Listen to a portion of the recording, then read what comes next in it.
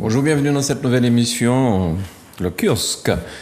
J'espère que vous êtes tranquillement installés pour rester avec les chroniqueurs. Nous allons faire un tour sur certaines choses qui se sont passées à la Martinique ces jours-ci, et puis vous verrez, ce sera très intéressant. Bonsoir, maître Philippe. Bonsoir, Philippe. Bonsoir, Manu. Oui, bonsoir. Alors, il faut savoir que Philippe a milité la semaine dernière pour dire pourquoi il n'y a pas de femmes à cette table. Voilà, je dis ça parce qu'aujourd'hui, nous avons une dame qui a bien fait un voulu... effort, parce que là, je n'étais pas rassuré. S'il continue comme ça, Manu, on va avoir des problèmes, n'est-ce pas? À la porte. Donc, on a bien été entendu. De protestation. Très bien, Philippe. En tout cas, nous avons une charmante dame avec nous ce soir. Bonsoir, Michel, rédacteur en chef de Justice. Ça va bien? Bonsoir à toutes et à tous. Oui, ça va, merci. Nous poursuivons notre bonhomme de chemin en essayant de suivre une actualité martiniquaise internationale qui est foisonnante, en essayant d'ailleurs de faire le lien entre ce qui se passe ailleurs et ce qui se passe chez nous. En particulier sur le plan économique, par exemple la question de l'inflation. Bien. Merci beaucoup, Michel. Bonsoir, Charles. Ça va? Bonsoir forme? à tous, impeccable. Oui, merci beaucoup, Manu, pour l'invitation. Bonsoir aux téléspectatrices et téléspectateurs. Et voilà, très heureux d'être là de nouveau et puis d'écouter mes amis chroniqueurs et puis d'apprendre en même temps que les téléspectateurs, parce que j'apprends beaucoup ici. Alors, vous remarquerez qu'aujourd'hui, Charles a une belle veste noire. Avec une chemise rose. Une chemise rose en dessous. Oui. Voilà, donc je pense que vous avez remarqué ça. C'est l'homme aux 1000 vestes. Alors, il faut convaincre, mais aussi il faut persuader. La persuasion, c'est les sentiments. La conviction, c'est l'argumentation. Donc, j'essaie d'allier les deux pour te répondre. Bonsoir Valérie Vertal-Lorio, merci d'avoir accepté notre invitation. C'est toujours un plaisir d'être là, mais j'espère ne pas être là seulement parce que je suis une femme. Excellent. Et voilà, c'est parti. Tu vois, je me fais remonter des bretelles des deux côtés. Voilà. Et moi, j'ai reçu. Hein. En tout cas, merci beaucoup. En ce moment, à la Martinique, on a l'impression qu'il y a un cercle, un cycle de violence qui n'en finit pas. Hier soir, dans un meeting politique des candidats du MIM, du Grand Assemblée, des coups de feu qui ont été tirés. Quelqu'un qui était dans un restaurant qui mangeait a reçu une balle en pleine tête. Il semblerait qu'il c'était pas lui qu'on recherchait, mais une balle perdue n'est jamais perdue pour tout le monde. Et puis, ce jeune de 18 ans qui a été enlevé, violé. Voilà, c'est tout ça en très peu de temps. On dirait que maintenant, je ne vais pas dire qu'il y a de l'impunité, puisque les gens n'ont pas encore été arrêtés. Enfin, c'est pas ça, c'est pas l'impunité de la justice. Mais enfin, on dirait qu'il y a un laisser-aller. Il y a quelque chose qui se passe à la Martinique, et si nous ne faisons pas garde, si nous ne prenons pas garde à ça, ça risque de mal se terminer pour les uns et les autres. Et je pense que nous sommes en période électorale, et justement, ça fait partie peut-être de ce que les futurs députés pourront débattre à l'Assemblée nationale, comment essayer de avoir des renforts à la Martinique, parce que je reçois aussi des policiers qui me disent mais non, on n'a pas suffisamment de véhicules, on n'a pas suffisamment de moyens, les bandits fort souvent sont mieux armés que nous, donc il nous manque du personnel. Donc messieurs, dames, les futurs députés de la Martinique, j'espère que ça c'est quelque chose qui va attirer votre attention afin que vous puissiez, ceux qui seront élus dans 2 semaines, pour débattre de ça à l'Assemblée. Qu'est-ce que tu penses de tous ces accès de violence en ce moment, Philippe? C'est à la limite du vraisemblable. Mais tout le monde peut être victime. Je racontais à mes amis que ce matin, j'étais en ville. J'avais un rendez-vous, n'est-ce pas, à la rue Blénac, les magasins des prothèses auditives. Et moi, j'aime bien le Fort-de-France, donc je suis un vieux foyalais. Donc je me promenais, je regardais les maisons, ce qu'elles sont devenues. Et brutalement, il y a un individu qui s'est mis en face de moi, avec un accent très particulier, un non-natif martiniquais. Et il a trouvé qu'il était inadmissible que je puisse regarder les maisons de cette façon-là, et que je puisse être près de sa voiture, effectivement. Et il avait l'impression que que je lui en voulais. Donc il m'a menacé, il m'a injurié copieusement, Je n'ai pas bronché, je ne l'ai pas regardé et j'ai continué avec mes occupations. Mais c'est extrêmement pénible. C'est extrêmement pénible, ce climat, et ça va se dégradant. Marie-Jeanne, hier, aurait été victime, n'est-ce pas, de tir de son équipe. pendant son meeting. Tous les 2 soirs, ou toutes les 2 nuits, vous apprenez, n'est-ce pas, qu'un jeune est mort, soit d'un coup de feu, soit d'une arme blanche. Et j'entendais le secrétariat un secrétaire syndical de la police, et il disait qu'ils n'ont pas les moyens, mais surtout les armes. Il va y avoir maintenant des règlements de compte. Enfin, il faudra bien, n'est-ce pas, mettre la main sur ces individus, mais qui sont armés. Ils ont des armes de guerre, des kalachnikovs, et nos policiers en face n'ont pas des armes pour répondre à ce genre de choses. Mais on est au bord du gouffre, hein, là. Et je ne sais pas, moi je ne sais pas, je n'ai pas de solution, mais les choses ne semblent pas s'améliorer.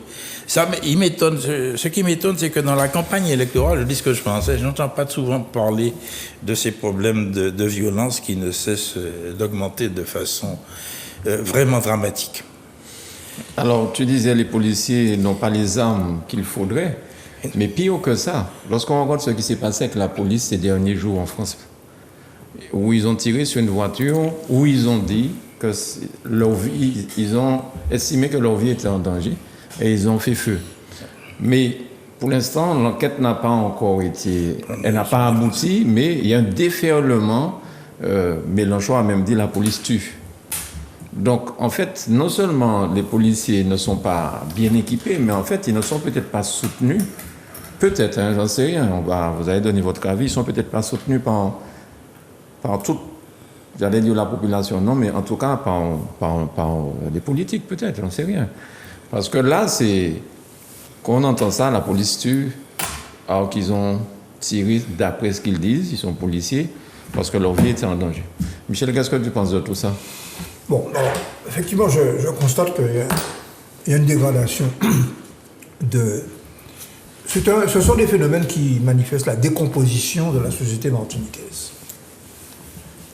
La décomposition est... Je disais tout à l'heure, Oleg, en aparté, que nous avions l'habitude, à gauche, d'attribuer ces phénomènes-là d'abord à la question économique et sociale. Le chômage, la pauvreté, etc., etc. Mais en réalité, bien sûr, il y a ce facteur. On est dans un pays où il y a 15 à 20% de chômeurs,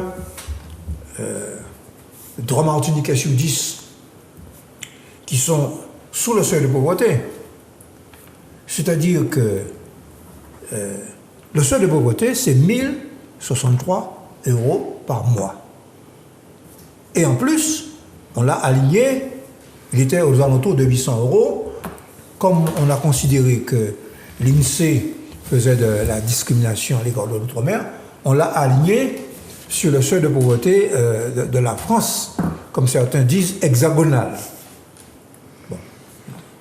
Bon, je mets cette expression entre guillemets, bien sûr. Pour moi, il y a la France et puis il y a la Martinique. Bon, vous savez ça. Mais ceci dit, il y a une situation socio-économique tendue. OK? Bon. En 2022, là, nous vivons, après 2 ans d'une crise sanitaire qui a eu des conséquences économiques et sociales.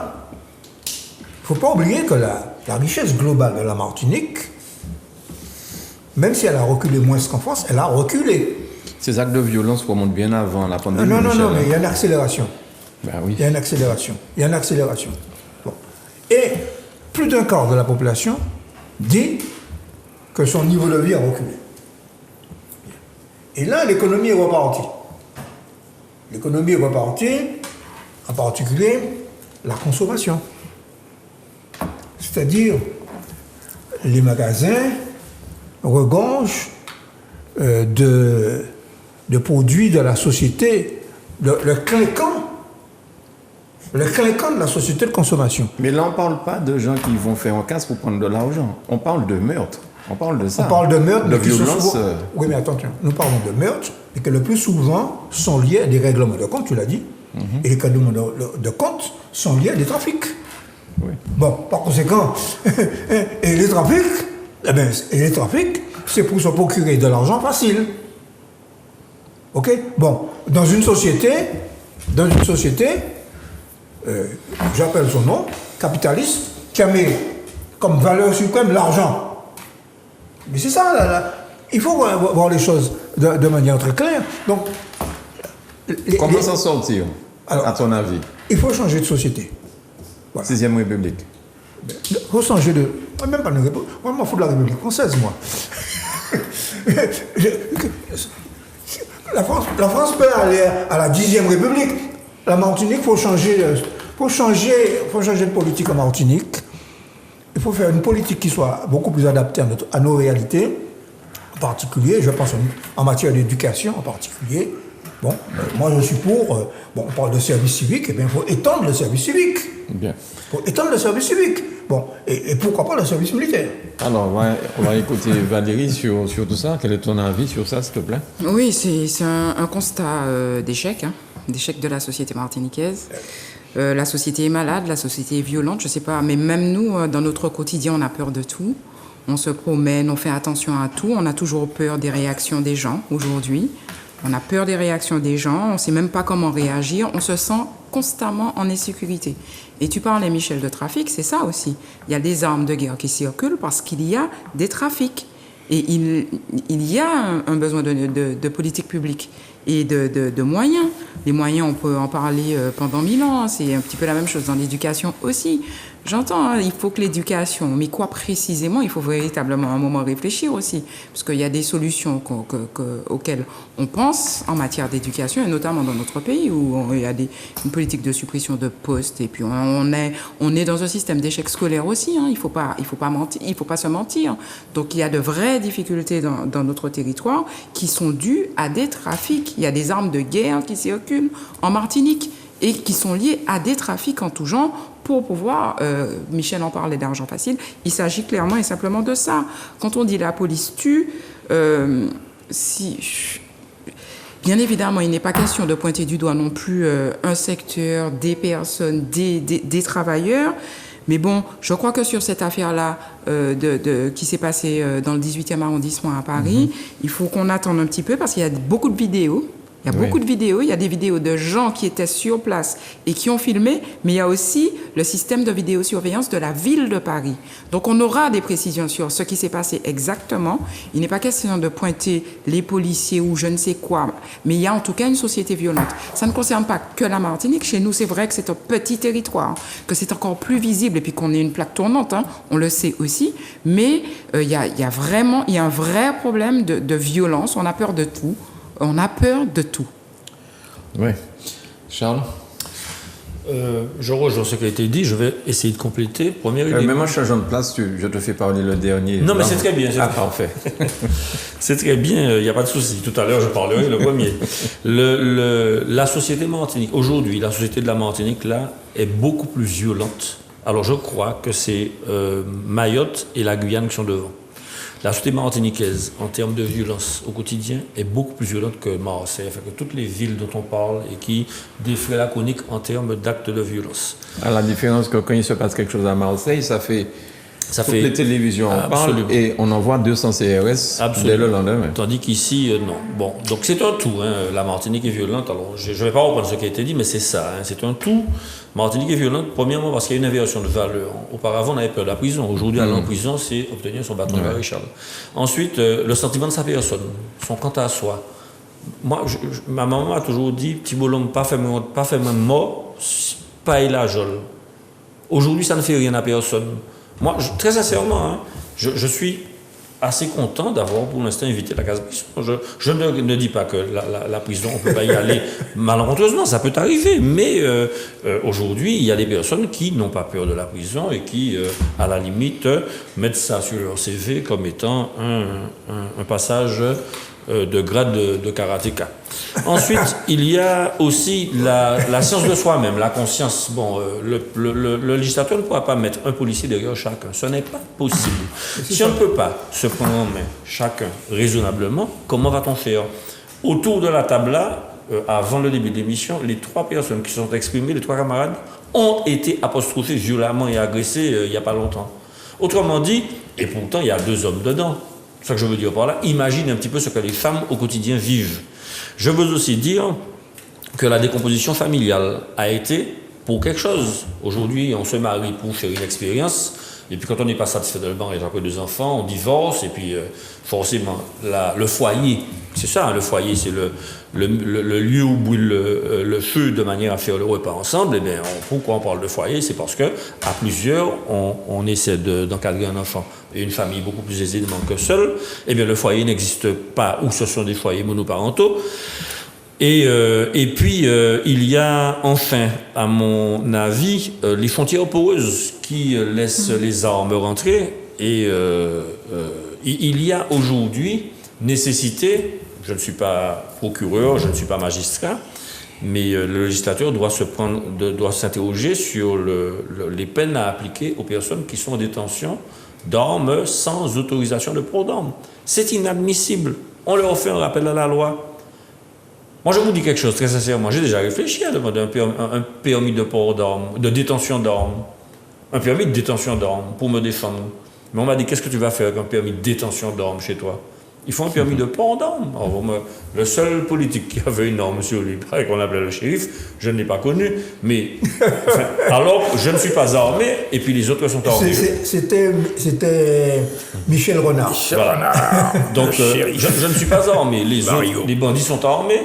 Ils font tout et n'importe quoi. Et puis, quand ils sont surpris armés, on leur fait un rappel à la loi. Je trouve qu'il est disproportionné de voir la société.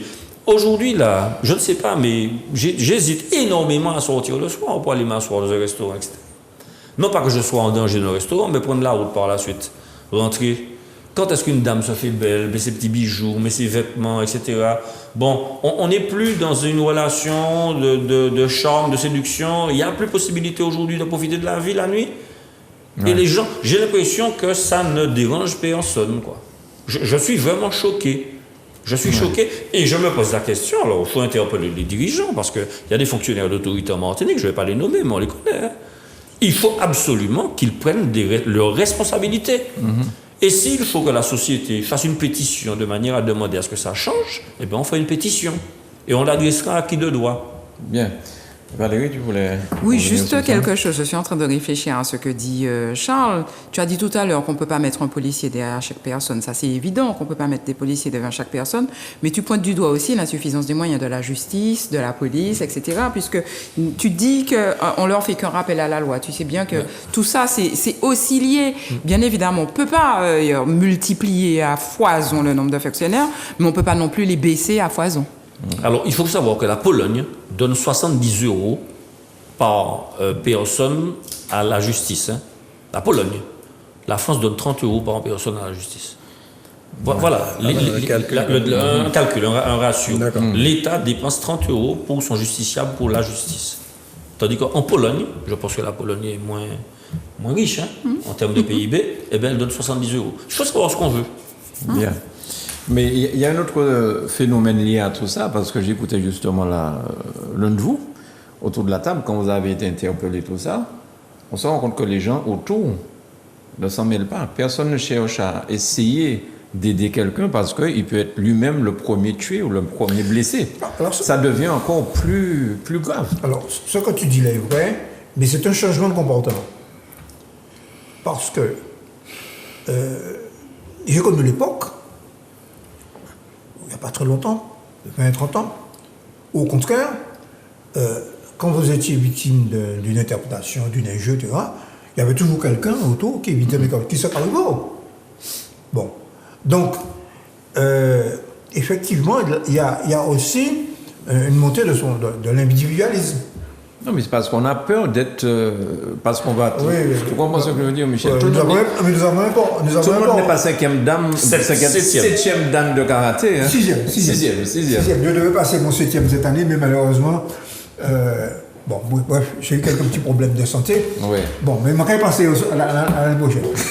Mais ça me donne l'occasion, puisque tu parles de karaté d'une manière générale, des arts martiaux. Je me permets d'aborder quand même, puisque l'occasion m'est donnée. Bon. La pratique d'une discipline martiale, où on apprend le respect des anciens.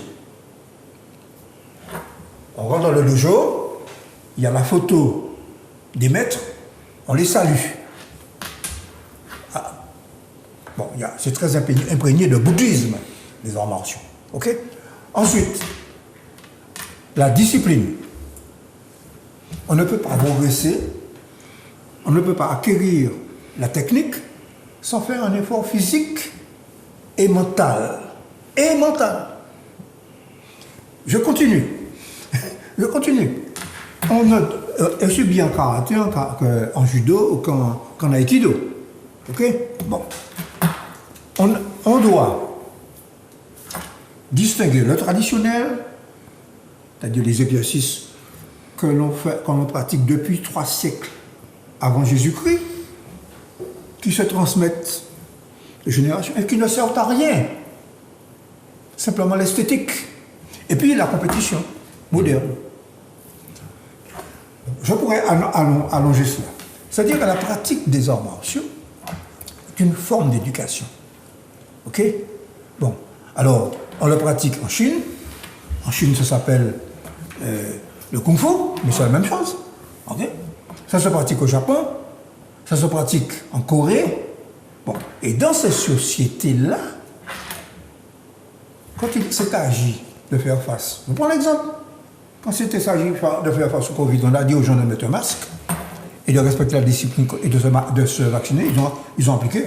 Alors, ils ont appliqué, hein, parce qu'ils ont le sens de la discipline de la vie. Voilà, je ne dis pas plus. Le confucianisme idéal d'ordre et respect de la hiérarchie, c'est ça le confucianisme. Je voudrais ajouter quelque chose.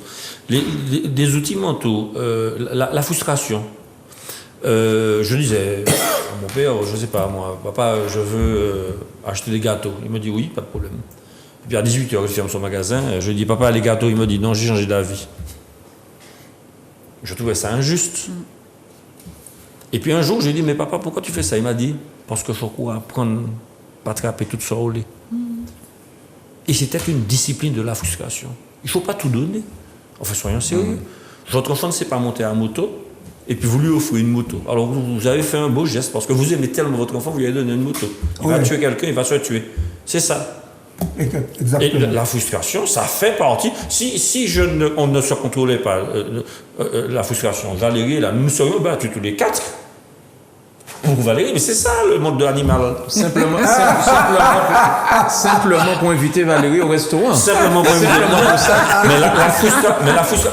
Tu sais que contrôler sa frustration, c'est un exercice extraordinaire. Alors, il faut que vous sachiez aussi quelque chose, sans vouloir être docte. Ça m'a échappé. Mais ah oui, les envies de meurtre, j'en ai quasiment tous les jours. Mais je ne tue pas. Mais les envies de meurtre, j'en ai. Il y a des choses qui m'énervent, je trépigne. Mais je garde pour moi, parce que c'est comme ça. Il y a des gens qui vont passer à l'action. Mais c'est ça, c'est une question de discipline de soi-même. C'est comme ça qu'on vit en société de contrôle. On ne peut pas faire tout ce qu'on veut. Aujourd'hui, les gens enfin, Philippe dit que le type là a agressé. Moi, j'aurais agi exactement de la même manière que toi. Exactement de la même manière. Sauf que j'aurais fait une petite photo à la déobade. Oui, mais ce que dit Charlie est parfaitement l'école de la frustration. Et moi, la meilleure école que j'ai connue, effectivement, c'est celle à la discipline militaire. Okay, j'ai fait 10 années de préparation militaire supérieure. Je sais ce que c'est qu'obéir, n'est-ce pas? Et je sais être frustré, être réveillé à minuit, n'est-ce pas, pour aller crapahuter, et, n'est-ce pas, alors qu'il gèle dehors, excusez-moi, ok, ou dormir dans les caniveaux, Là, on est formé. Moi, je suis Et on totalement a le d'accord. goût de l'effort. Je suis totalement d'accord avec toi. J'étais en compagnie de combat quand j'ai fait mon service militaire. Ouais. Et on apprend le vivre, comment on appelle ça? Camaraderie. Vivre ensemble. Le vivre ensemble. La camaraderie. Hein, on apprend tout ça. Et sincèrement, Chirac, quand je pense qu'il a aboli le service militaire pour peut-être des histoires électorales, enfin bon bref, c'est le passé. Mais moi, je suis totalement d'accord avec ce que tu dis là. c'était une école. Et nous avons sur la table 2 professeurs, 2 enseignants en fait. Et la discipline dont tu parles, le respect dont tu parles, aujourd'hui, je vous admire. Parce que je vois sur les réseaux sociaux comment on traite les professeurs aujourd'hui, ceci, cela. Alors, nous Je sommes, vous admire. nous sommes un petit peu à l'abri. Un parce petit que peu nous sommes- protégé parce Voilà. qu'on est en lycée. Voilà. C'est pas exactement la même chose. Mais moi, j'ai fait de l'éducation prioritaire pendant des années. Pendant 13 ans même, j'ai fait de l'éducation prioritaire. C'est pas exactement la même chose. Mais en même temps, ce n'est pas non plus une foire d'empoigne tous les jours, etc. Il y a des problèmes ponctuels, mais on arrive encore à les gérer. Mais bon, on va dire aussi que ça fait plus de 7-8 ans. Donc les choses ont eu le temps d'évoluer, de changer. Tout à fait. Et vraiment, la société ne va pas en s'améliorant, malheureusement. Disons que je serais content de partir à la retraite, pour dire la vérité. Ben, bon courage parce que tu es encore jeune. Hein. Et pour l'instant, Macron oui. parle de 65 ans. Il n'a pas parlé de 55 oui. ans. Ne faites, ne bougez pas. Et si Macron passe, bon, c'est la seule incidente politique. Si Macron gagne les élections, on Législatives. est bon. Les législatives, élections législatives, ouais. bon, s'il a une majorité, on est bon pour les 65 ans là. Ah oui, ça semble être ça. Parce que les Français ont démontré qu'ils ont un petit goût quand même pour la cravache. Hein. Parce qu'il avait déjà démontré sa façon d'agir. Mais bon, bref. Alors, par contre, une question. Pourquoi on vote samedi, au fait? Est-ce que notre vote de samedi va influencer le vote des Français de France? Parce qu'on le fasse pour l'élection présidentielle, je peux comprendre. Mais je me suis demandé, mais quelle incidence ça a sur le vote de France? Aucun intérêt. Mais D'après aucun moi, intérêt. hein, d'après Aucun intérêt, moi. absolument. On pourrait retrouver le dimanche électoral. Non, On quand était même, mais- si sympathique, n'est-ce pas? En face de la mairie, au bar, on prend un petit punch et puis on commente. Non, il y a une raison quand même qui est avancée. Ouais. C'est la raison, c'est que on l'a vécu d'ailleurs à propos du vote des Français de l'étranger. On peut quand même déduire des élections outre-mer une tendance en disant voilà, la tendance c'est la reconduction de la majorité présidentielle. Alors, tu penses que Valls C'est a pris une veste législative, là, Bon, ça va faire les non, gens non, changer d'avis? c'est un épiphénomène, mais d'une manière générale, si on prend le vote des Français de l'étranger, Macron est en tête et Mélenchon est qualifié. Et Bon, puis ça, par conséquent, non mais c'est Non, j'entends. bon, c'est une tendance. Bon, par conséquent, les spécialistes de politologie peuvent utiliser cette tendance pour influencer le vote en France. Alors, samedi, c'est là que je vais laver ma voiture dans Mais tout oui. ça, se faire mettre des affaires, Ah, je oui, suis oui. à peine moins, tout ça. Donc, il donc, faut que j'aille Ça voter. n'a pas qu'une demi-heure, hein, allez voter. Ça n'a pas qu'une Non, demi-heure. il y a toute une préparation mentale quand même, aller voter. Ah bon? Ah ben quand même. Et puis, j'ai tout ce que je faisais le samedi matin qui va passer à l'as, parce que je travaille le samedi après-midi. Ah. De midi jusqu'à 19h le samedi. Voilà. Enfin bon, je me suis posé la question. Oui, moi aussi. Je comprends très bien pour les élections. législatif, pour moi, Ouais, c'est je pas comprends. évident Ouais. du tout. Mais bon, c'est comme ça. Oui, oui. Alors, Tu permets que j'ajoute quelque je chose, t'en mais prie. néanmoins, pour être positif, je dirais quand même que quand on ne vote pas, il y a quelqu'un qui vote à votre place. j'ai pas dit que je vais pas voter. Hein. Non, J'ai non, dit non, que ma mais- voiture non, sera non, pas mais- lavée. non, mais moi je dis ça. Bon, tu as dit ce que tu as dit. Moi je dis, j'ajoute que Qu'il faut voter, qu'il faut aller voter. à ceux qui seraient tentés d'aller laver leur voiture samedi prochain, eh bien, il vaut mieux pour une fois que la voiture pleine plus de crasse une semaine de plus, n'est-ce pas, et aller voter. Voilà. Tu as entendu, Manu? J'ai entendu et je vais obéir. Voilà, on parlait d'obéissance, je vais obéir sur ça. Alors on va rester encore. Michel Martelly, c'est l'ancien président haïtien. On appelle communément Tête calée. Tête calée, oui. Et il a émis sur l'aéroport d'Haïti à l'époque où il était président une phrase que j'aimais beaucoup. Toute dette, c'est... Ah bon, j'ai oublié, ça fait trop longtemps. Mais j'avais bien aimé cette phrase. En tout cas, c'est l'ancien président haïtien, qu'on soupçonne un petit peu, peut-être beaucoup, j'en sais rien, mais qu'on soupçonne au moins d'avoir participé à certaines choses. Donc, Il semblerait, après Montréal, d'après ce que je lis, hein, après Montréal et Miami, c'est en France que le chanteur et ancien président haïtien, Michel Martelly, a été interdit de concert. J'ai pas très bien compris le pourquoi. Est-ce que vous avez des informations sur ça? Moi, j'ai cherché un petit peu Ouais. pour regarder précisément de quoi il s'agissait. On l'accuse d'avoir des propos outranciers et avilissants à l'égard des femmes, en faisant même l'apologie du viol. Je suis allée chercher aussi ce qu'il avait pu faire et pu dire, puisque voilà. Et j'ai trouvé 2 exemples. Il y a un exemple lors d'un concert à New York, on lui avait demandé, où un spectateur lui demande des comptes sur une affaire de détournement. Il répond à ce monsieur qu'il n'a qu'à fouiller dans les petites culottes de sa femme. C'est pour le moins avilissant. J'ai trouvé aussi autre chose. À un moment, il dit à une dame il est en pleine campagne électorale, qui lui reproche sa politique vis-à-vis de l'électricité dans sa rue, etc. Enfin, de sa responsabilité en tant que politique. Et il lui répond: trouve-toi un homme et va te faire prendre derrière le mur. Bon, je trouve que ce sont des propos extrêmement choquants, mais moi j'aurais aimé aussi qu'on soit aussi conscient que dans tous les chanteurs jamaïcains là, qui ont des chansons qui sont à l'encontre des femmes, etc. C'est pas parce qu'ils parlent anglais qu'il faut pas s'inquiéter de ce qu'ils disent. Il y a des choses extrêmement choquantes qui sont dites. Pour moi, Michel Martelly, là, c'est tant pis pour lui, à un moment, voilà. Il y a aussi, aujourd'hui, il y a des choses qu'on n'accepte plus. Il y a des choses qu'on n'accepte plus en tant que femme, et pas seulement, et j'espère en tant qu'homme aussi à l'intérieur de cette société. Il y a des choses qu'on ne peut plus dire, qu'on ne peut plus accepter.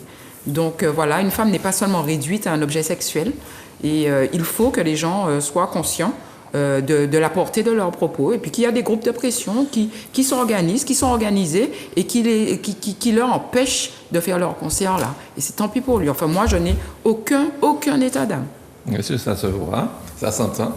Quelqu'un d'autre oui. Il s'agit d'associations d'immigrés haïtiens en France, essentiellement. Hein. Donc, par conséquent, et qui sont adressés au maire de Sarcelles, hein, dans la 35 personnalités. Oui, 30 associations. J'ajouterai que Martelly s'était rendu pendant la campagne électorale, le carnaval à Port-au-Prince, faisait campagne, et il pétait dans le micro. Bon. Autrement dit, non, moi je dis que c'est au-delà de tu as bien signalé. Il a fait 2 mandats. J'ai du mal à croire qu'après avoir fait tout ça, il a fait 2 mandats. Mais peu importe. Non, c'est important, Michel. C'est important, ça veut dire que... Mais ça veut dire qu'il y a des Haïtiens, quand même, qui réagissent. Il y a des citoyens haïtiens et qui n'admettent pas que nos pays soient représentés par quelqu'un qui avilit l'image d'Haïti. Et moi, en tant que Martiniquais et de nègre, je suis content. Bien. Voilà. Philippe?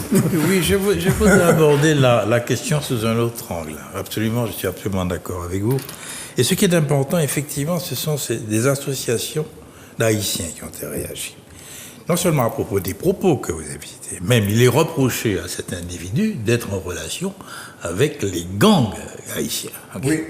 Alors, il y a une relation très forte et très particulière. Et je trouve qu'il y a quelque chose de réconfortant que cette diaspora haïtienne réagisse. Pourquoi je dis ça? Parce que moi, Haïti me fait mal. Je vous dis franchement, c'est la première république noire. OK? Hein? Ce sont eux qui ont bouté, n'est-ce pas, les armées napoléoniennes, n'est-ce pas? Qui ont commencé la lutte. Et je dis, il y a quelque chose qui vraiment m'interpelle. Voir ce pays, l'état dans lequel il se trouve, la dégradation qui se poursuit. Il n'y a plus d'organisation de service public, il n'y a plus de police, il n'y a plus rien. Et je pense que nous, afrodescendants, caribéens, nous devrions nous rapprocher de nos compatriotes haïtiens, ne pas faire l'ingérence, mais voir effectivement comment on pourrait faire, comment ils pourraient faire pour que ce pays redevienne un pays. C'est insupportable de voir notre première république noire, n'est-ce pas, dans cette situation. Et je pense qu'il serait bon qu'un certain nombre se réunissent et puis avec les amis haïtiens, parce que la communauté internationale, ils s'en foutent pas mal. Hein. Vous avez bien vu. Vous avez entendu parler du kidnapping de la femme du réalisateur. Ils s'en foutent pas mal. Aucune réaction au niveau international. J'ai reçu ici il n'y a pas très longtemps avec Gilbert Pago. J'étais allé à la Triomphe. Mais oui, mais il faudrait qu'on fasse quelque chose, nous, Caribéens.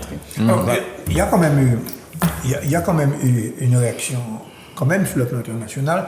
Le grand journal New York Times, il y a 2 semaines, a publié une enquête très documentée sur la manière dont Haïti a été pressuré par la dette que la France lui a imposée, premièrement.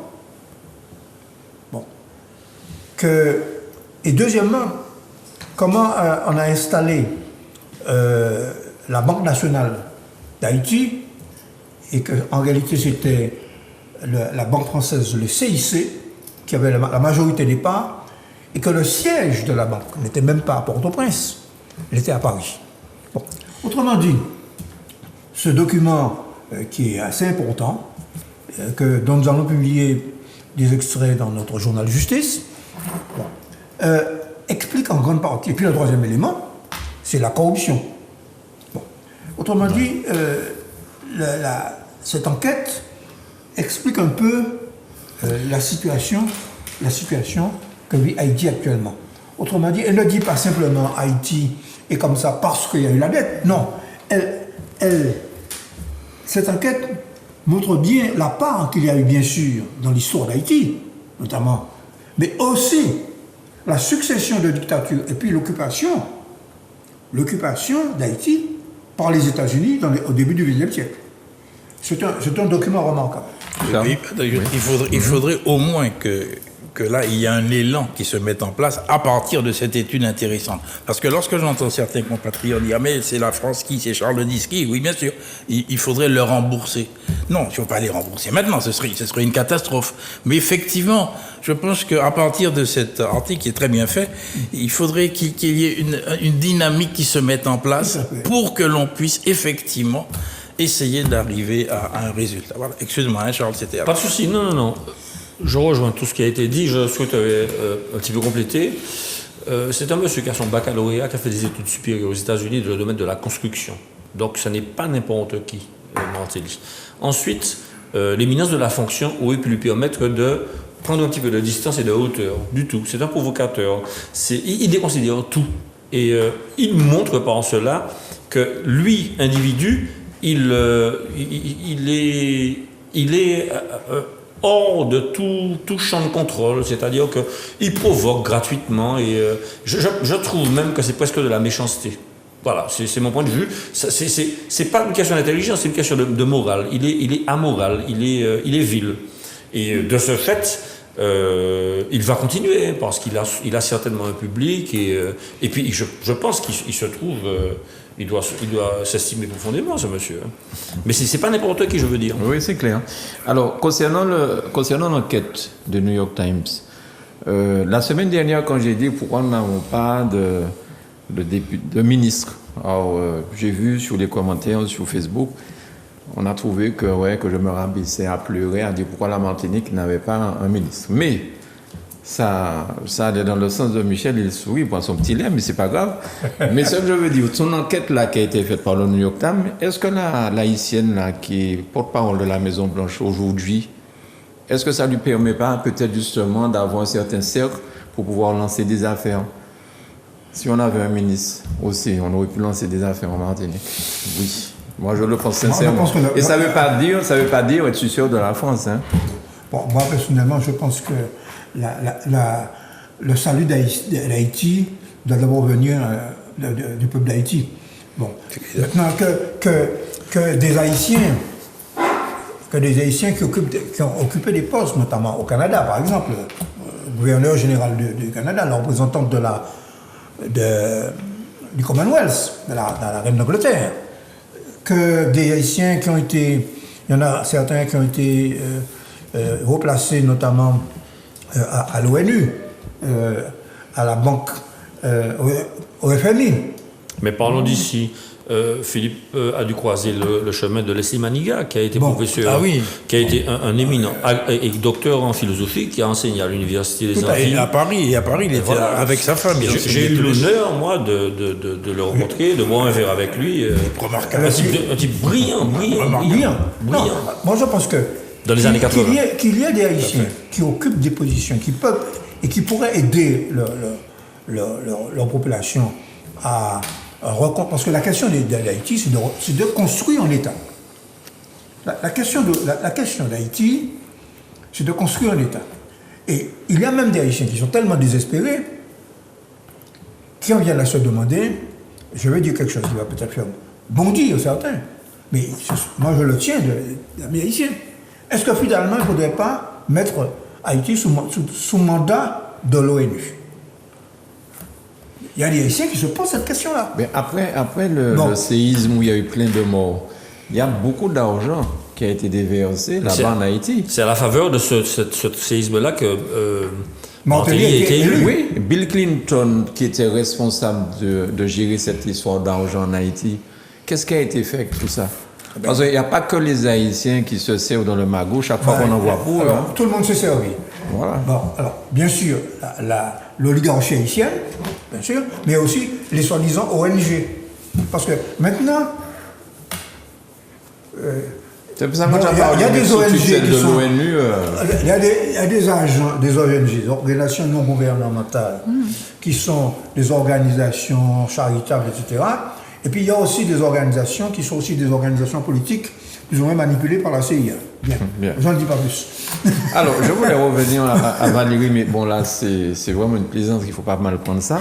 Mais quand j'ai entendu ton propos au début, je me suis dit, mais c'est vrai qu'aujourd'hui, comment on peut essayer, pas de draguer, mais comment on peut essayer de faire la cour à une femme? Parce que j'ai l'impression que vous êtes tellement sur vos gardes, les femmes d'aujourd'hui, on risque de se faire traîner au tribunal pour harcèlement. Non, je crois qu'on est bien en capacité de voir ce qui est de la drague banale, j'ai envie de dire, du rapport humain, ce qui est du domaine du rapport humain, que ce qui est du domaine des violences sexistes et sexuelles. Ça n'a strictement rien à voir. On peut dire un mot doux à quelqu'un, etc. Voilà, on est des Martiniquais aussi, voilà. Mais on est en capacité de faire la distinction entre les deux. Ne t'inquiète vraiment pas. Tu peux continuer à draguer. Je peux faire si tu as une femme sans risquer de fais attention. Tu vois. Fais attention. Alors la différence... Le psy m'amuse. Mais par contre, le psy, s'il s'arrête au psy, parce qu'il y a des gens qui vont au-delà du psy. Il y a le psy, mais il y a des gens qui vont au-delà du psy. Donc, on te psy. Bon, ça peut être marrant, à la limite, voilà, c'est une gentille, entre guillemets, ça peut être considéré comme une gentillesse. Mais il y en a qui, quand on ne répond pas au psy, ils agressent. Là aussi, on passe à un autre stade. Insister, c'est commencer à agresser. Mano, reste sage. Non, mais je le suis toujours. Attention. Si je peux me permettre, c'est un conseil que je donne à ma fille. Parce que toi, Charles, justement, quand une femme te fait la cour et te fait psy, quelle est ta réaction? Est-ce que tu vas au poste de police? Voilà. Non, je suis flatté. Bon, si je disais à ma fille que la différence qu'il y a entre du harcèlement et puis de la drague, c'est le sentiment qu'elle ressent. Si, quand on lui parle et qu'elle se sent en confiance, etc., c'est quelque chose de... Par contre, si elle est dérangée, c'est du harcèlement. C'est la dame qui va déterminer. Oui. Bon, messieurs, c'est comme ça que quoique aujourd'hui, ça a un petit peu évolué, mais pendant très longtemps, c'était les hommes qui demandaient. Aujourd'hui, ça a un petit peu évolué, je reconnais. Non, c'est parce que ça a évolué, parce que les hommes ont tellement peur aujourd'hui de se retrouver amenés au commissariat. C'est pas seulement ça, c'est que les femmes se sont un petit peu libérées aussi. Se sont libérées, oui. C'est-à-dire que ça peut venir des deux côtés. Et voilà, pourquoi pas à l'intérieur de notre société, ça peut venir des deux côtés. Mais voilà, derrière, il faut vraiment voir si... j'aime bien la définition de Charles avec cette histoire de sentiment. À partir du moment où on est à l'aise et puis voilà qu'on peut répondre oui mais ou nous non. Qui sommes à l'extérieur, on ne sait pas comment vous ressentez la chose. Oui, mais donc bon, il faut être juste prudent, Manu. bien sûr, mais bon, il ne faut pas être dans l'exagération. Voilà, je pense qu'on peut faire la distinction, franchement. Quand il y a un sourire qu'il est rendu, ça veut dire que c'est valable. S'il y a un sourire et puis qu'il n'est pas rendu, ça veut dire rester à votre place. Mais voilà, oui, mais faut pas insister. Voilà, c'est ça. Enfin, c'est mon point de vue. Hein. Non, mais c'est le connaisseur qui parle. Moins que toi. Bon, très bien. Merci beaucoup, Valérie, pour nous avoir permis de mieux comprendre cette histoire de site. Mais je rassure tout le monde à la maison, je ne suis pas de ceux-là. Bien. Je suis. J'ai Alors, trop dit, j'ai l'impression. un autre sujet. Ouais. Tu vois, C'est-à-dire Ah que oui. tu t'es empêtré, en fait. tu vois des explications à donner ce soir. Ouais, C'est la ouais, mise mais en c'est- examen. Là. Mais La avec mise en sourire. cause. Je crois qu'on dit plus mise en examen, mais mis en cause. Je crois. Oui, Mais c'est bien ça. hein. Mais ça se Non, fait dans la non. bonne humeur, voilà. Voilà, c'est ça. Non, mais en Alors, examen, c'est après. Une autre problématique à la Martinique, c'est cette histoire de plaisance. Et aujourd'hui, les pêcheurs de certaines villes comme le Marin, comme Sainte-Anne, comme les Anses d'Arlé, Ah, les os d'Orlé, c'est terrible. se plaignent de plus en plus de ne pas pouvoir, d'une part, pratiquer leur métier dans des conditions correctes, mais surtout que les plaisanciers, avec l'encre qu'ils jettent, le fond marin est attaqué, dégradé. Enfin, ça, c'est un des problèmes. Ensuite, les bateaux ne sont peut-être pas équipés de je dis boîte noire pour qu'on comprenne. C'est-à-dire que lorsque vous allez aux toilettes sur un bateau, si vous êtes dans une marina, vous devez avoir sur votre bateau une espèce de petite citerne pour envoyer dedans. Et quand vous êtes au large, vous dégazez, quoi. Et aujourd'hui, les gens vont aux toilettes sur les bateaux et ça part directement à la mer tout de suite. Donc, dans les marinas où ils sont, enfin, les gens se plaignent beaucoup pour ça. Et il y a d'autres problématiques. Hein. Qu'est-ce que vous en pensez? Parce que le marin... Mais c'est pas une question d'organisation interne. Il me semble qu'il faut, n'est-ce pas, déterminer les zones de mouillage possibles et les zones où c'est pas possible. Normalement, c'est cela, quoi. C'est comme là. Et il doit y avoir, n'est-ce pas, un contrôle de tout cela. C'est Oui, pas c'est normal. un problème quoi, de désorganisation. Mais il faut aussi, une hein. organisation. Il y a enfin. une désorganisation et c'est aussi des pertes de recettes pour les communes. Parce que Bien si sûr. c'était organisé convenablement, je crois qu'il y a une histoire de bouée de mouillage qu'il faudrait Mais oui, mettre bien sûr, en c'est nombre obligatoire, ça. et qu'il faudrait organiser. Bon, bien évidemment, il y a le problème des fonds marins, mais il y a aussi l'attitude de certains plaisanciers, quoi. Il y a les vidanges des eaux noires, les vidanges Mais des ici, eaux noires. s'ils arrivent et qu'ils ne sont pas informés de la voilà. zone de... Il n'y a pas de zone, souvent il n'y a pas de zone de mouillage Il y a un manque indiquée. d'organisation. Ah oui, total, Et hein, moi, derrière, c'est ce que c'est je des pense. recettes perdues pour les communes. Et hein. puis, Mais il y a des excès, bien alors, sûr. je te donne la parole tout de suite, mais au-delà des recettes perdues, c'est ce que ça coûte à la collectivité. Parce que lorsqu'on est à l'instant près devant le fort Saint-Louis, tous les bateaux qui sont là, les gens descendent avec le sac poubelle, ils déposent le sac poubelle près du fort Saint-Louis. Il y a des douches que la mairie a installées pour que les mamies qui vont faire leur sport le matin, enfin je dis mamies, ceux qui vont à la mer prennent une douche avant, après, ils utilisent ça. Donc ça coûte à la mairie, ça coûte à... Voilà, Michel. Non, mais simplement, je voulais dire qu'il m'a semblé entendre qu'il y a quelques semaines, le maire de Sainte-Anne, Gémieux, je crois, Mieux, oui. a attiré l'attention très fortement sur ce problème, justement, en disant ce que tu dis là, c'est-à-dire le coût que ça représente pour la commune. Et il a proposé que sur ce sujet-là, les EPCI et même les maires se concertent pour adopter une attitude commune sur cette question. Bon, moi je pense que... Alors, il y a, par exemple, je sais que j'ai été élu à la CACEM. Bon, eh bien, les temps agricoles étaient gérés par la CACEM. Il y avait des redevances, il y avait un budget annexe de la CACEM sur les temps agricoles. Avec à la fois deux colonnes, comme dans le budget, il y avait à la fois des recettes et puis des dépenses. Bon, donc je pense que ça devrait être l'objet d'un consensus entre les maires. Bon. Oui. Charles? Entre les maires, entre les plaisanciers, entre les pêcheurs. Puis il y a le service Et de l'État. la mer. Et l'État, hein. oui, Il y a le oui, service de la absolument. mer. Hein. Absolument. Il y a les Car- affaires de la car- mer. Il y a un travail qui est fait, qui est extraordinaire. Enfin, j'oublie le nom de ce monsieur qui cherche au CNRS, qui travaille aux Anses d'Orlé pour la protection des tortues. Alors, figurez-vous que les tortues sont un élément extraordinairement positif pour l'écosystème marin. Et que quand on protège les tortues, eh bien, ils nettoient la mer et quelque part, ils permettent aux petits poissons et aux petits crustacés de prospérer, qui eux-mêmes font venir les petits poissons, qui amènent les moyens et les gros poissons. Et donc, en fait, je pense que le cercle vertueux ne peut venir que de la prise de conscience de chacun. Et là, aujourd'hui, il n'y a pas suffisamment de communication entre les différents usagers de la mer. Il y a ce qu'on appelle des conflits d'usage. Il faut régler ces conflits d'usage-là de manière à ce que tout le monde reste sur son son Précaré. prix carré ou alors sa zone de confort entre guillemets.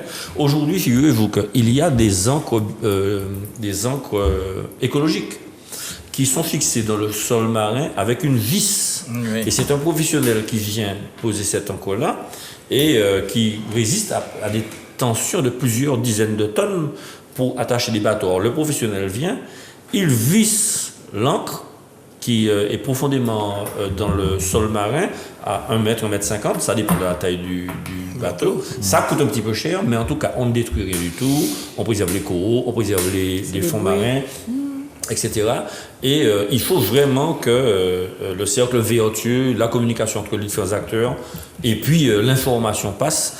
Mais ça, comme d'habitude, il faut le répéter encore. Alors j'ai vu dans un journal télévisé justement où les marins pêcheurs des Osdans se plaignaient. Donc il y a RFO, on n'a pas peur de leur faire un peu de pub. Ils étaient sur place et on a interrogé aussi les affaires maritimes, les gens de la mer. Et ils disaient il n'y a pas de loi concernant ça. C'est-à-dire que les gens arrivent avec leur bateau. Là, aux Osdans, c'est pas réglementé. Et ils ne peuvent rien faire, ils ne peuvent pas verbaliser, ils ne peuvent rien faire. Et les pêcheurs, les touristes qui arrivent avec leur kata, ils disent oui, mais nous sommes renseignés, il y a rien. C'est ça. Qu'est-ce que nous faisons? Non, mais c'est pas qu'il n'y a pas de loi, c'est pas réglementé. C'est pas réglementé, pardon Philippe. C'est pas réglementé. C'est tout. ça. Une question de responsabilité. Donc nous sommes mis là, mais nous avons voulu nous renseigner. Donc vous avez raison. Tout à fait. Il y a un problème de ce côté. De notre part. Oui. Alors, Et il y a, excusez-moi, mais il y a une deuxième chose. C'est bien que tu parles de la mèche qui rentre dans le sol, mais il y a aussi, je ne vais pas citer la ville, ça va faire mauvais effet, mais des bateaux qui étaient amarrés à des bouées, et les bouées se sont rompus, et les bateaux sont partis. On a pu récupérer certains, il y en a d'autres qui se sont écrasés sur les rochers. Donc là aussi, il y a un manque de professionnalisme dans cette histoire-là. Et les gens ont peur, parce que la nuit, tu dors sur ton bateau, tu penses que tu es protégé, ton bateau est bien arrimé, et bien voilà, c'est encore un autre problème. j'ai fait une petite recherche. 14 000 navires, 1600 voiliers, 11 200 bateaux à moteur. Il y a environ 40 000 plaisanciers annuels pour à peu près 3 000 places. Voilà ce que ça représente le chiffre. Donc c'est une économie véritablement. Enfin, il y a de quoi faire là. Oui. Et ce quoi faire là, il doit être effectivement bonifié de manière à ce que les usagers de la mer s'entendent. Parce que franchement, on a un espace Et les extraordinaire. municipalités aussi. Oui, les municipalités, l'État, etc. Voilà, espérons qu'ils nous auront entendus les uns les autres, parce que c'est vraiment un problème très net à résoudre en fait. Alors, une forme très contagieuse du Covid-19 confirme la remontée de l'épidémie pour la 7e semaine consécutive en Martinique.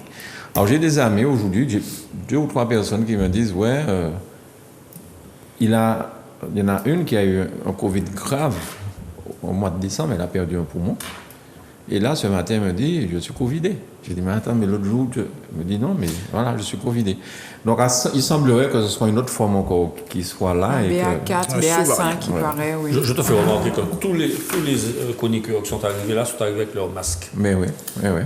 Tous, on est arrivés, on était sur la salle d'attente, on a nos masques. Ça veut dire qu'il y a une prise de conscience, alors de nous.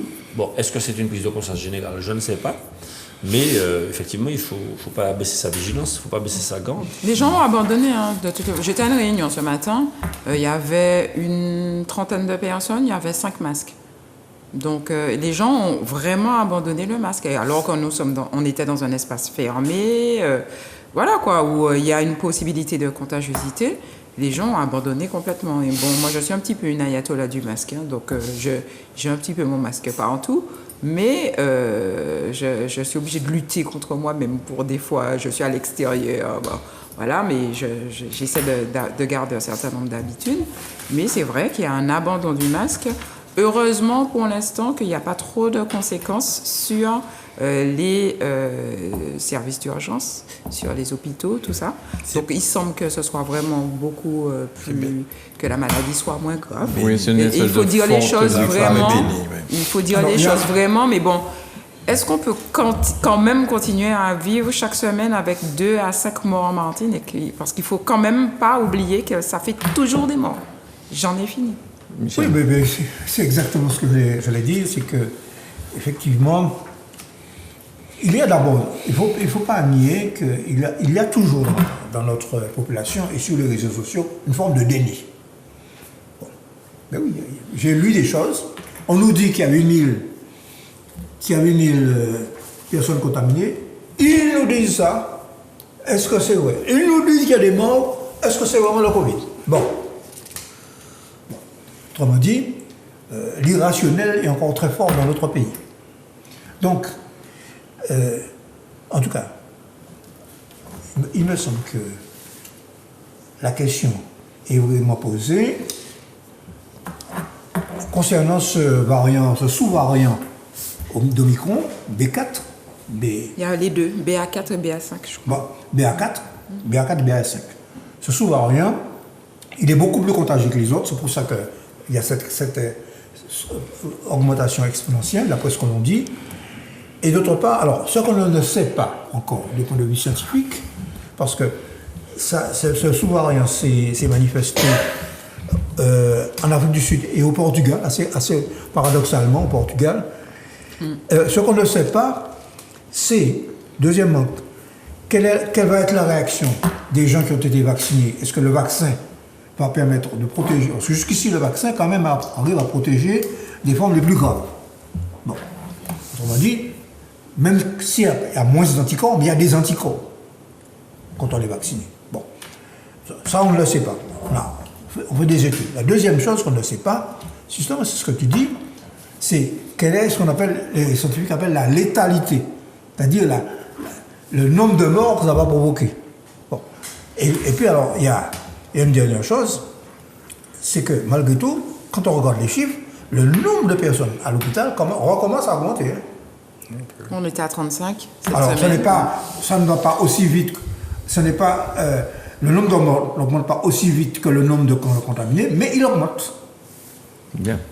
Alors, pour embêter Valérie, puisque c'est elle qui représente la gente féminine sur le plateau aujourd'hui, vous qui dépensez tant d'argent pour choisir des rouges à lèvres de toutes les couleurs, comment vous vous en sortez avec le masque? Je pense que tu dois être stressé de ne pas pouvoir montrer tout ça. Pas du tout. Non. En fait, j'ai recommencé à mettre du rouge à lèvres c'est très très récent. Ouais. Et c'est quand je viens souvent sur les plateaux, les choses comme ça, que je mets du rouge à lèvres. Sinon, je n'en ai pas. Et puis j'ai mon masque, voilà, c'est pas la fin du monde non plus. Et puis quand les choses vont redevenir normales, je pourrais remettre mon rouge à lèvres, ma poudre, etc. Mais bon, ce n'est pas non plus une catastrophe. Hein. Ça m'empêche pas de vivre, hein, de ne pas mettre de rouge à lèvres. Même si j'en ai mis aujourd'hui. On a vu. Ah, tiens, On l'a vu. C'est pour nous alors. C'est pour les Valérie. téléspectatrices et les téléspectateurs. Ah, très bien. On rappelle que Valérie est prof d'histoire et géo. L'histoire, c'est ça? géographie au lycée Cherché. Hein. Mais qu'elle est aussi syndicaliste, hein, vous avez remarqué. Vous avez ressenti le côté syndical qui, non?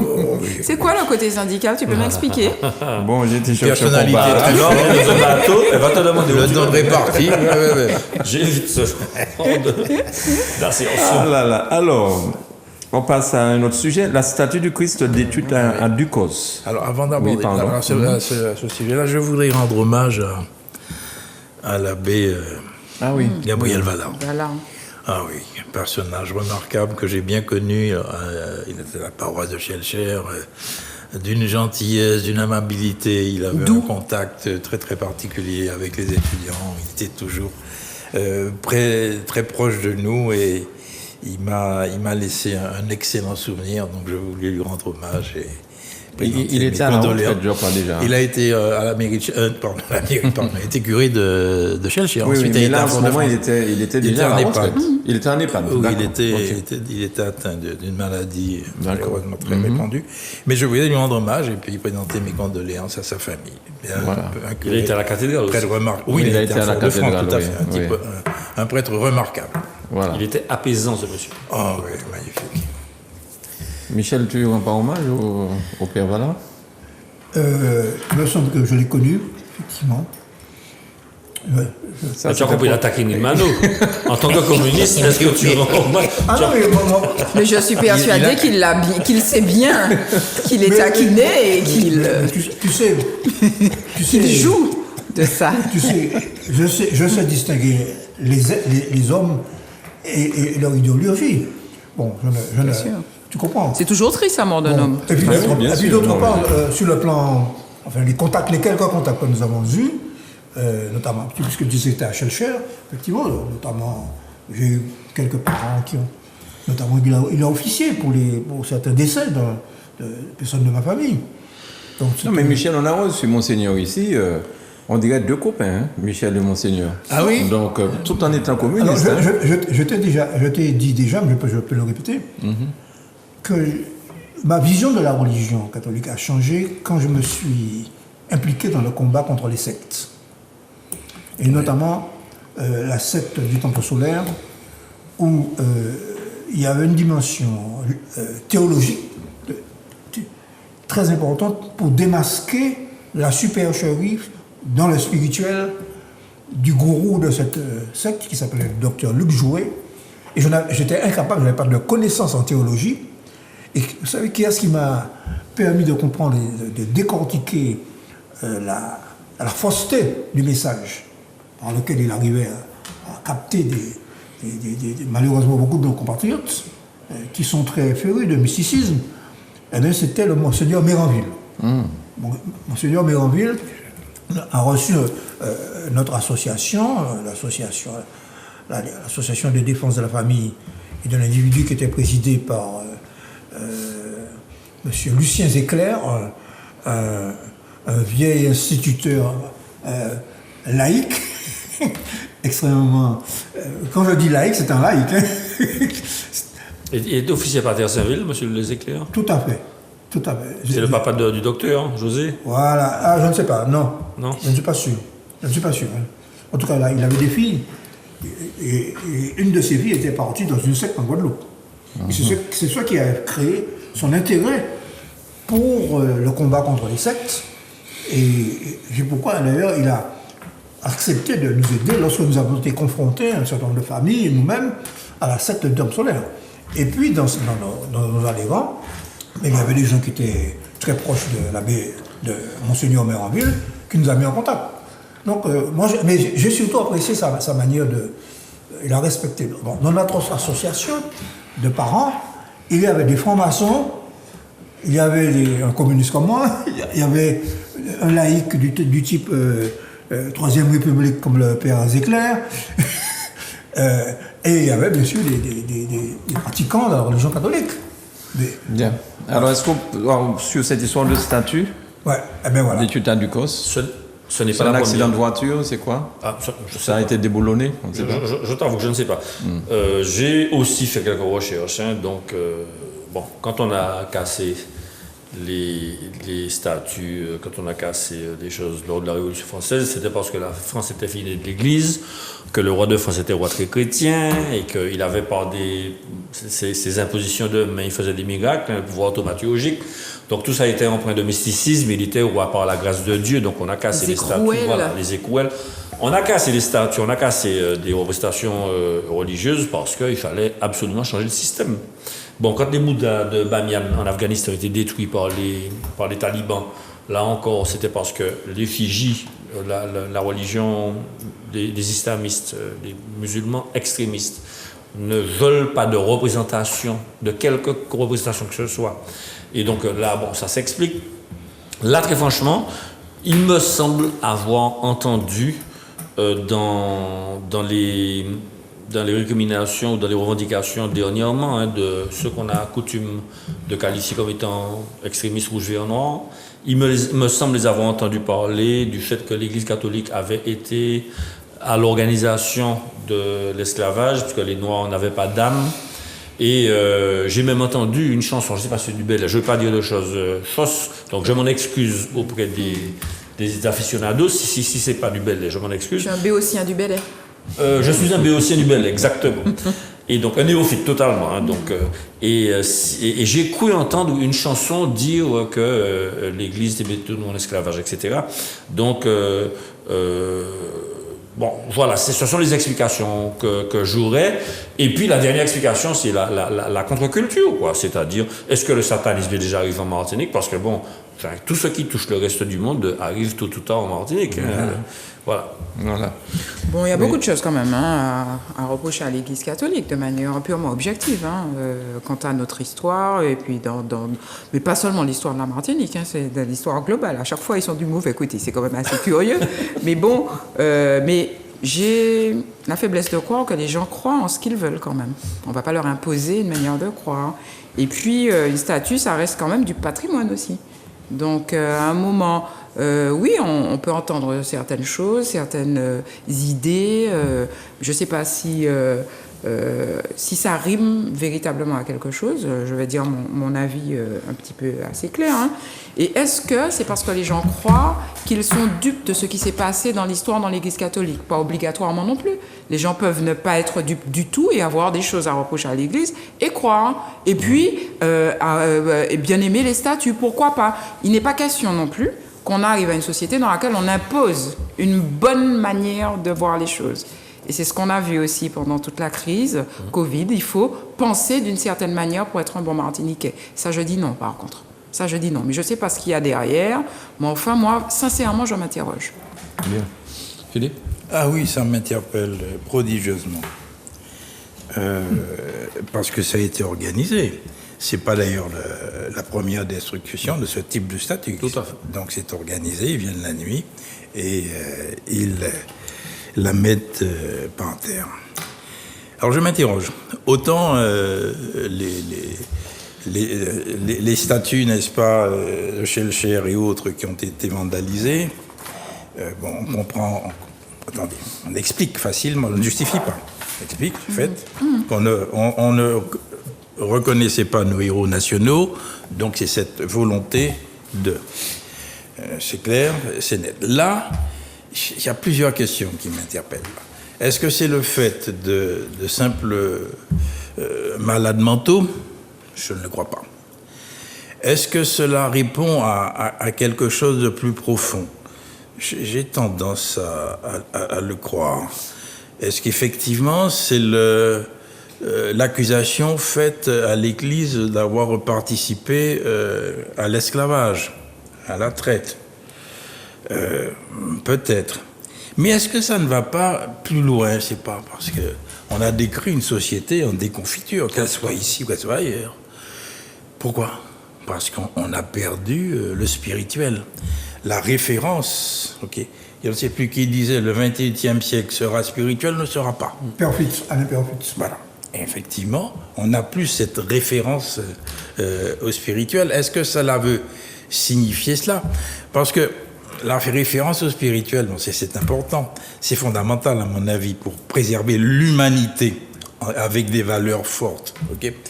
Je suis catholique mais pas pratiquant, je m'éloigne de tout cela, mais j'essaie de comprendre.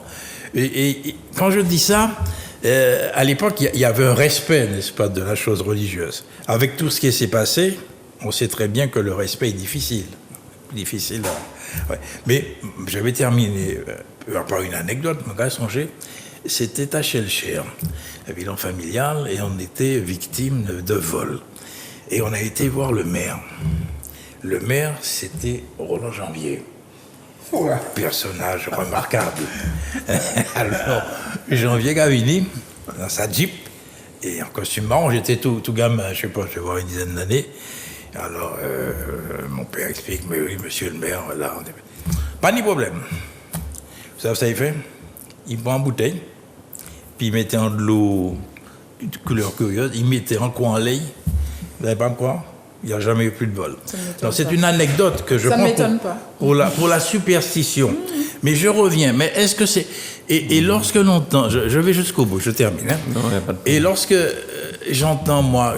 Lorsqu'on est arrivé à ce stade de connaissance scientifique, qui rapporte la preuve de nos connaissances dans un certain domaine, et qu'on entend le langage qui est formulé par ceux qui prêchent, j'avoue que j'ai un sentiment très très fort d'inconfort et que cela ne permet pas d'arriver à la mission qui devait être celle de la spiritualité. Voilà en gros ce que je voudrais dire sur ce point-là. Michel? Non, mais moi, tout simplement, nous sommes dans une république laïque. Comme disait tout à l'heure Valérie Lépertal-Lorlio, on a le droit de croire et de ne pas croire. Par conséquent, on a le droit, je pense qu'il faut respecter ceux qui croient et les symboles qu'ils se donnent. Ah, tout à fait. Donc, par Là, conséquent, tu fais référence à l'histoire de la piscine, là, à Grenoble, l'histoire de symbole. Non? Non, mais pas seulement. Moi, oui, Non, c'est ça. mais par exemple, non, mais pareillement. Alors, ceci dit, personnellement, je suis contre. Alors, si tu parles de Grenoble, je pense que dans l'espace public, je ne suis pas pour le port de signes distinctifs dans l'espace public. Ok? Pas nous doit aller en gros chien et puis en gros crucifix, en kippa ou bien en voile. Bon, tout ça c'est équivalent. Bon. Mais pas seulement. Je rejoins Michel. C'est équivalent. Je respecte les symboles que les gens se donnent parce que je respecte leur foi, leur croyance, etc. Tout à fait. Et l'hymne, n'importe quel hymne national, je vais me mettre debout par respect pour la nation. Parce que toute nation est respectable. Et je ne vais pas aller, même si je ne suis pas juif comment dire, musulman, etc., je vais respecter. S'il faut se déchausser pour entrer dans la mosquée, je me déchausserai.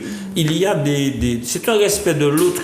Et c'est un respect de soi-même. Qui veut du respect sans procure? Tu sais, la plus grande, le sentiment le plus affreux que je connais, c'est la honte. Comme mon père m'a fait moi honte, je reste à ma place. Voilà. Mais c'est ça, en fait. Mais c'est ça. Aujourd'hui, j'ai l'impression que rien ne fait rien à personne. Comme disait ma maman, ma mère, on m'a dit de ne pas dire ma maman et mon papa, ma mère et mon père. Comme disait ma mère, au panique à Cabozio. À un moment donné, il faut. C'est important. Qu'est-ce qu'on t'a dit de ne pas dire maman, papa? Oui, Pourquoi? c'est ma chère marraine. Thérèse Léotin, qui est l'écrivaine, la terroriste, elle m'a dit tu parles bien à la télévision, c'est bien ce que tu dis, mais arrête de dire maman ou papa. Dis ma mère ou mon père. Mais pourquoi? Ça va élever un petit peu la hauteur. Ah, dis maman, c'est. Je t'ai trahi, marraine, bonsoir. Alors, puisque tu parlais de superstition, j'ai vu un truc dernièrement, un monsieur qui sort dans son garage, ou sa voiture, oui, le garage d'Oyon, et il voit une marque blanche autour de la voiture. Donc, il s'affole, il a peur, donc il décide de ne pas toucher à la voiture. Il ne comprend pas, le truc est bizarrement fait autour de la voiture. Il appelle le mécanicien, fait remarquer. Le bouc la il dit non, pas mais ça. Et pendant 2-3 jours, le gars prend le transport et tout pour aller travailler. Et puis le troisième soir, son fils lui dit alors papa, tu es content de la place de parking que j'ai dessinée pour toi? Juste un enfant qui avait fait un truc à la craie autour d'une voiture. On a cru que c'était une histoire de quimbois et puis voilà. Et puis Nous sommes en période électorale. Mais il y a plus les 4 croisés, Philippe. Pani, Mradouni. Et je me souviens des campagnes que je faisais à l'époque. Il y avait plusieurs rites, n'est-ce pas? Ça remonte à très loin. Et l'histoire des pigeons. Mais, on va commencer. Mais où là, j'ai pigeon? Il faut que c'est pigeon. Il y a qu'on voir. C'est voir, qu'à monter, oui. C'est pas vrai. Authentique. Et. À Saint-Clus, d'ailleurs. Mon pas de Saint-Clus, mais c'était ailleurs. Mais les pigeons, c'était pas en tout, manifestement. Oui, mais ça fait pigeon. Connaissez les cimetières, veille d'élection. Il faut occuper les cimetières, hein. Il faut que chacun ait ces gens-là pour... Il semble que dans certaines municipalités, on met maintenant des gardiens pour les périodes électorales pour monde pas venir. Mais au Carrefour, ça, mais ça continue. Hein. Il y a je ne sais plus, c'est une amie qui me parlait de ça. Ça, c'est les Carrefour, tu as quelques sacs en plastique avec un contenu bien particulier. Des choses comme ça, mais ça se pratique toujours. Enfant, je me rappelle très bien, au palais de justice. pratique toujours. Au palais de justice de Fort-de-France, c'est un ancien bâtiment là. Quand j'étais enfant, j'allais jouer et parfois je retrouvais des cercueils avec des chats, avec des crapauds qui avaient été pour les plaidoiries. Ah, oui, absolument. J'ai connu cette époque, absolument. Oui, tout à fait. Et on ne comprenait pas. Ce sont de vieux usages. Voilà. Ouais. Alors, tu as rendu un hommage au père Vallard. Oui. Pendant 2 secondes, Michel, est-ce que tu peux... Michel ou quelqu'un d'autre, je dis Michel, Victor Lesson. Oui, est-ce qu'on peut dire 2 mots de Victor Lesson? Non, mais bon, je peux dire 2 mots. Je n'ai pas connu personnellement Victor Lesson. Et j'ai été un peu dans la génération qui s'est engagée à la GEM et à l'OJAM. Bon. Victor Lessort faisait partie des 18 qui ont été emprisonnés pour avoir placardé dans toute la Martinique en une nuit. Ça avait étonné les autorités de l'époque. Le manifeste de l'OJAM, la Martinique aux Martiniquais. Bon. Alors l'OJAM, en quelques mots, l'OJAM, Organisation de la jeunesse anticolonialiste martiniquaise, était composé de jeunes communistes, de jeunes progressistes, de jeunes de la jeunesse étudiante catholique et de gens sans parti. Ils étaient tous plus ou moins nationalistes, à des degrés divers. Et le sort en particulier était de ceux qui étaient particulièrement...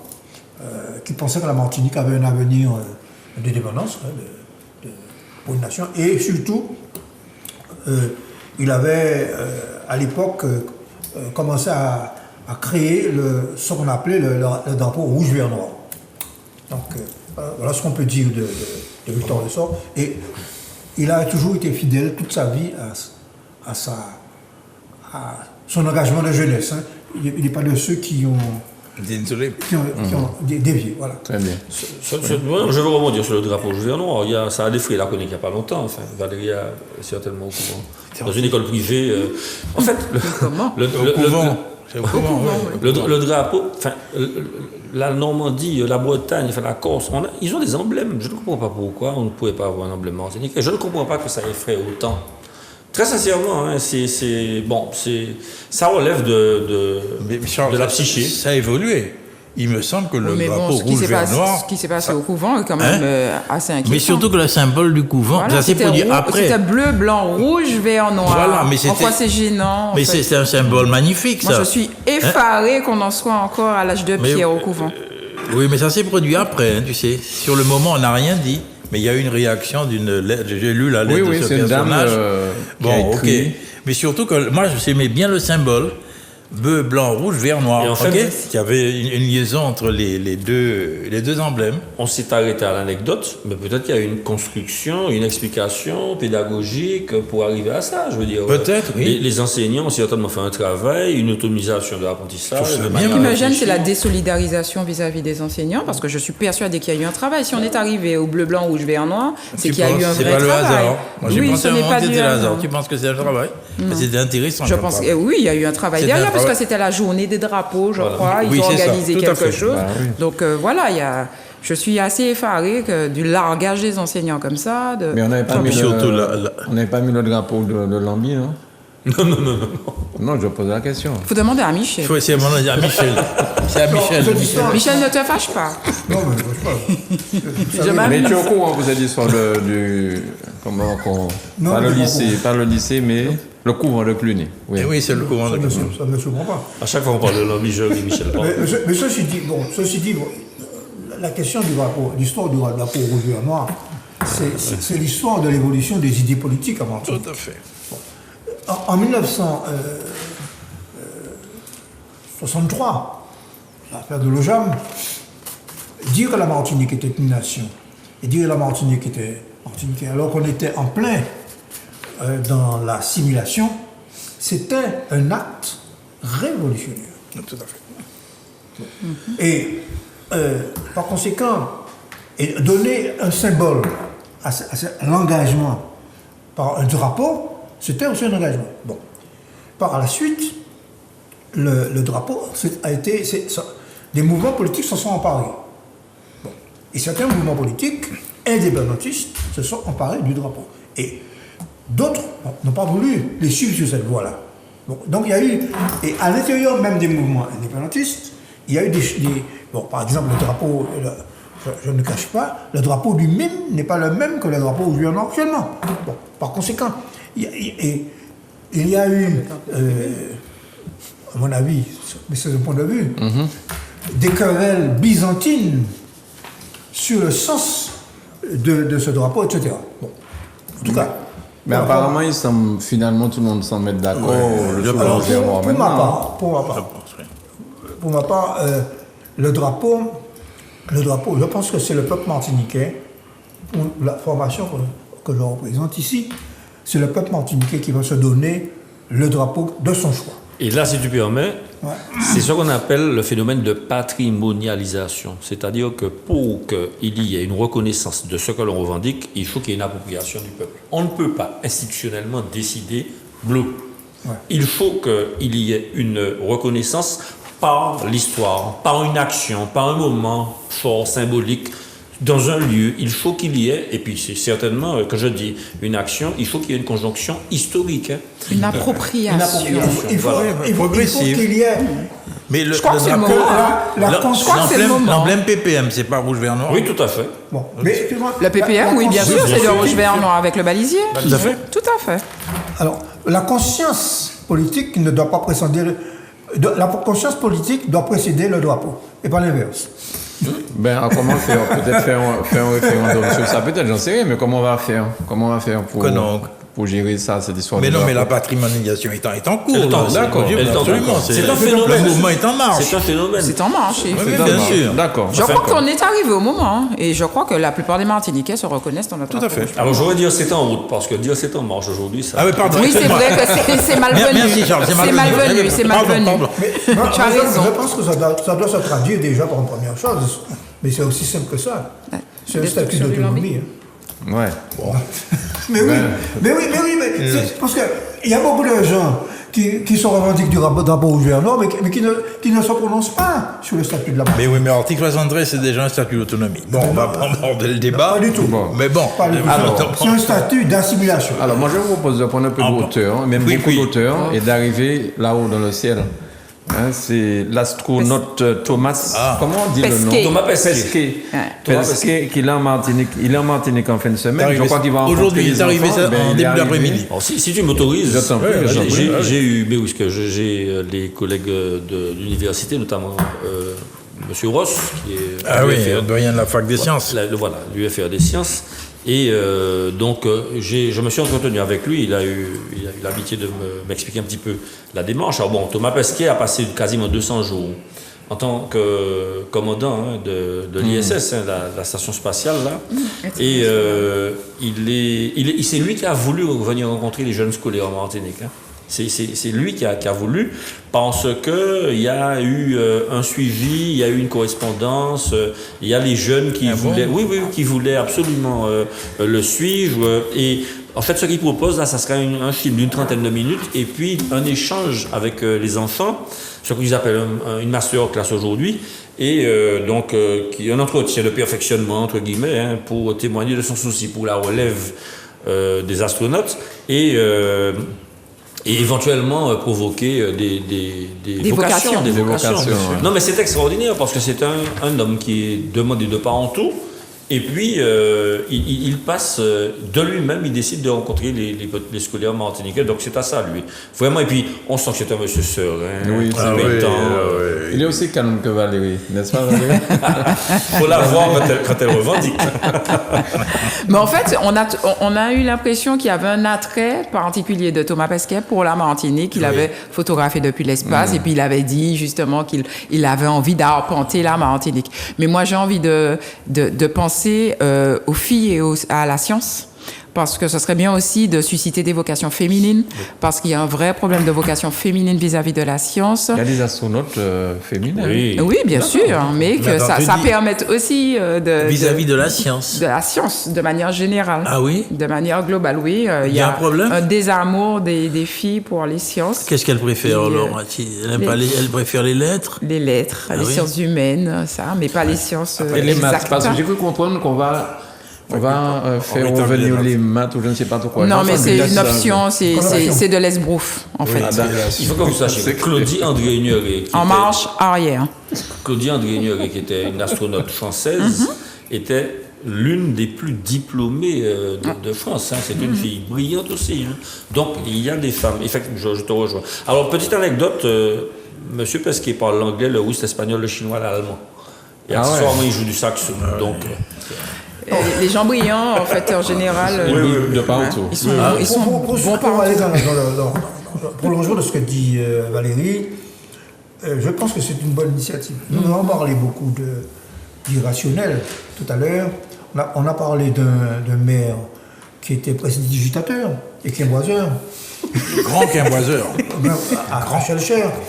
Bon, anecdote pour anecdote. Il y avait une cellule communiste à Schellcher avec un certain Barduri. Ah, c'est vieux, d'accord. Bon. Oui. Et lors du référendum de 1958 pour la 5e République, bien sûr, les communistes avaient appelé à voter non. Eh bien, bien alors, Janvier avait annoncé les résultats. Les chiffres ne sont peut-être pas exacts. Mais tu vois, il t'appelle là. Hein? Faut pas arriver. Il y a l'homme et la science aussi. Hein. alors, Oui. Bon, bah, nous, résultats. Oui. alors, résultat. Le résultat. 5 000 inscrits, Écoutez. 5 000 votants, 5 000 oui. Non, 0. Non, mais c'est authentique. Hein. Sérieux. Mais regarde ça, c'est authentique. Hein. Bon, c'est pas été. alors, donc, et personne ne protestait. Mais c'était tellement plus simple comme ça. Il y avait pas de Le combat. seul à avoir protesté, c'était Barduri. Il a une fille qui s'appelle Léon Barduri, une parente à lui qui a été candidate aux dernières élections. Mais ce que je veux dire par là, dans un pays qui est pétri comme ça d'irrationnel, je salue le fait que l'université, l'école mettent en valeur. Parce qu'il faut savoir que dans son séjour en espace, il a fait des centaines d'expériences scientifiques en plus. Il ne s'est pas contenté de prendre des photos. Donc, il a fait avancer la science dans beaucoup de domaines, parce que, pareil que dans l'espace, ça permet. Et tu vois, il vient spécialement à Schellcher. Hein, sur le campus de Schellcher. Ah, bah, Mais oui. 2 sorties extravéhiculaires de 6 heures. Enfin, c'est un type brillant, vraiment. Ah ouais. Et je suis content qu'il s'intéresse. Rencontre les Vraiment, jeunes, ah oui, vraiment. c'est Mais on ne sait extraordinaire. pas pourquoi il a choisi la Martinique, de façon précise, non. On le saura peut-être pendant son séjour. Il Ben va oui, peut-être oui, probablement en ça- parler dans une télé. Il avait tweeté en tout cas sur la Martinique. Hein. d'après ce que j'ai compris, c'est de l'espace, il a été frappé par la luxuriance de l'île, quoi. Ah ouais, mais si tu vas dans ça, on va encore se dire une tiens boire café de Martinique. De Martinique, on l'a capté, enfin, bon, bref. Michel, on passe à l'autre truc rapidement. Grégory nous dit, allons partir. Alors, plan climat de l'UE. Les eurodéputés rejettent un texte clé sur la réforme du marché du carbone. Mais je crois aussi qu'il y a un Martiniquais qui est désormais eurodéputé, là, dernièrement. C'est M. Orville. Oui, c'est Ça Orville. revient. Orville. Ouais. Donc, Michel qui voulait être eurodéputé, est-ce que tu salues l'arrivée de Max Orville là-bas? Michel. Michel. Non, mais tu sais, bon, tant mieux pour lui, puisque il a bénéficié du tour, ce qu'on appelle le tourniquet.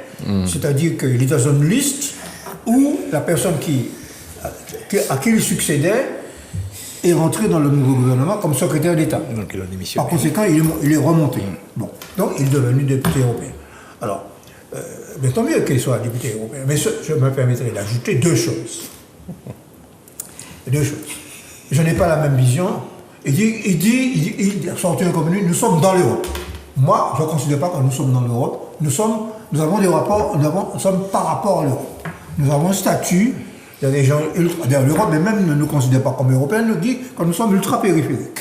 Bon. Et deuxièmement, il y a un député, par contre, qui est un député qui défend avec beaucoup bec et ongles les intérêts des dites régions ultra-périphériques, notamment l'octroi de mer, notamment les aides, toutes ces questions-là, qui sont très complexes et qui sont très bureaucratiques, sur le député Younous Omarji, qui est un Réunionnais et qui fait un gros travail. Alors je souhaite qu'il se mette d'accord avec lui. Est-il communiste, ce député réunionnais? C'est un, disons, très proche du Parti communiste. D'accord. Mais il a été élu sur la liste de Mélenchon comme député européen. D'accord. Ben merci à tous les quatre. Hein. L'émission a été intéressante. Merci. Manuela, je pense qu'elle va... Pardon, Michel? Non, Il a fait un commentaire en apparenté. c'est un commentaire en apparenté. Sauf que les téléspectateurs ont entendu, mais nous sur le plateau, on n'a pas entendu, parce que les micros captent, mais pas nous, on n'a pas l'oreille fine. Eh bien, tant mieux qu'il ait entendu.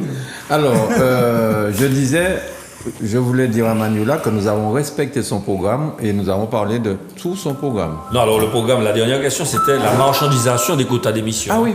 Ah non, C'était j'ai pas ça. Oui, Ah non plus, j'ai les, pas ça. les J'ai pas ça. les J'ai pas Européens ça. rejettent un texte clé sur la réforme du marché du carbone. Ah oui, Ah oui, d'accord. Oui, C'est ça, hein. Vous avez parlé des- l'introduction c'était pas en Mais max, c'est- et puis on n'a pas D'accord, terminé. d'accord, oui, c'est vrai, c'est Donc vrai. les quotas d'émissions de carbone, en fait, pour rapidement expliquer, c'est que les industriels européens, par des systèmes de bons procédés, vont permettre Acheter le droit de polluer. Voilà, acheter le droit de polluer Ah auprès ouais. d'autres pays aux frontières européennes. Sérieusement. Oui, et c'est ça le scandale.